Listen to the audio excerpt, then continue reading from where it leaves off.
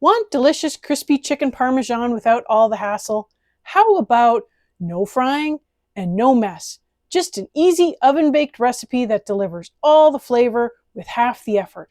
If that sounds good to you, then let's get started.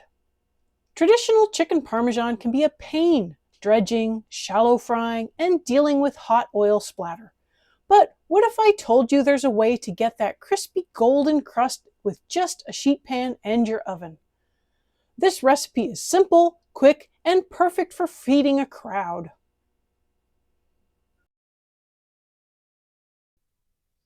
Hi friend, come on in. I'm making some pretty easy chicken parmesan for dinner.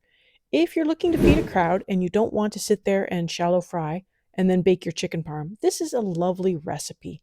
You do all the work on a sheet pan in the oven. All the steps are pretty quick because it's cooked at a high temperature. We really like this recipe and we have it on a regular rotation. I am starting off with a little bit of oil in one dish, and I'm going to make about a 1-to-1 mixture of breadcrumbs to Parmesan cheese. For the amounts, it will depend on how much chicken you're doing. The ratio of cheese to breadcrumbs is up to you. We like to use a 1-to-1.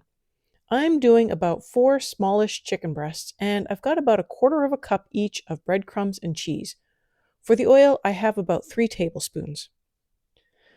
You can do a clean hand and a dirty hand for dipping. I haven't had much success with it, but it does work a little bit. The chicken I am working with has not been prepared in any special way. I have simply removed excess fat.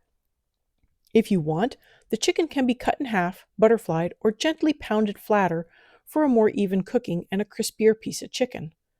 I dip my chicken breasts in oil first, making sure to coat all the edges, followed by the breadcrumb mixture, pressing to ensure the chicken is completely coated. Off to the side, I have a silicone-lined sheet pan here. Optionally, after you have coated everything, you can spray it with a little bit of oil in a can, like a non-stick spray, and it will help with some of the crisping in the oven. It does give it a little bit more of that fried texture. I haven't done it in a long time. I feel like it turns out just fine without it, but it is a step you may want to experiment with. Another thing to experiment with is placing a cooling rack on your sheet pan before placing the chicken breasts. The raised surface will allow for more even crisping as the chicken breasts will not be sitting in their own juices. It does make for a really nice chicken parm, but the cleanup is a little less than stellar, if you know what I mean. I will put this in the oven at 425 for 15 minutes. If you want to see more of my family's tried and true recipes, subscribe to the channel. I've got some amazing ones coming up that you won't want to miss. This is now fresh from the oven and sizzling hot. It is time to carefully flip them over. And I want to be careful when I do it because I don't want to leave any of the crust stuck to the silicone. These will now go back in the oven for another 5 to 8 minutes to mostly finish cooking. It is now time to add the sauce and the cheese. I put on a dollop of sauce and then a handful of cheese. I am using a jarred marinara, but any tomato-based pasta sauce that you love to eat will work here. Be generous. It tastes better that way.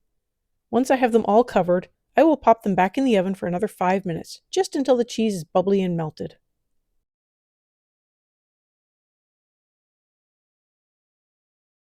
We generally have fettuccine with marinara on it when we serve this up. I know most people know how to cook pasta, but I learned this neat trick for how to portion out pasta, and it has been a game changer for me, and it just uses your knuckles. The first knuckle is enough pasta for 1 person. The second knuckle is enough for 2 people, and the tip of your finger is enough for 3 people. And that is the method I use: 1 person, 2 people, 3 people, and it's just the right amount. I'll put in a little bit more to account for some leftovers, but this is enough for 2 people right here. Here are the results: juicy, cheesy, and perfectly crispy chicken parm. No frying needed. This is really good, and like I said, we have this on a regular rotation. It is so good, and it comes together so fast, as long as you have relatively thawed chicken breasts. This was cooked perfectly in the oven at 20 minutes, plus 3 to 5 more minutes for the cheese to melt and brown a little.